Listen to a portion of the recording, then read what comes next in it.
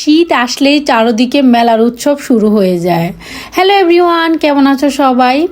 সকালবেলা গিয়েছিলাম ছেলেকে স্কুল থেকে আনতে। স্কুলের পাশেই ছিল এই মেলাটা। আসার সময় ছেলেকে নিয়ে মেলাতে ঢুকে পড়লাম। দেখলাম যে দুই একটা স্টল মাত্র খুলতেছে। সকালবেলা তো এখনও সবগুলা স্টলই বন্ধ। দেন আমি আর আমার হাজব্যান্ড সন্ধ্যাবেলা গেলাম। তারপর দেখলাম যে অনেক সুন্দর করে একদম এই যে অনেক সুন্দর করে সাজিয়েছে, খুব ভালো লাগতেছিল। তারপর আমি আর আমার হাজব্যান্ড ভিতরে ঢুকে পড়লাম। আমি জানতামই না যে এখানে আমার ফ্রেন্ড স্টল দিয়ে বসছে। এই যে আমি প্রথমে একটা ব্রেসলাইট হাতে ঢুকালাম, তারপরেও আমার পাশে আসলো, এসে এক এক করে মালা আমার গলায় দিচ্ছে, বলতেছে তোকে কোনটা বেশি ভালো লাগবে দেখ।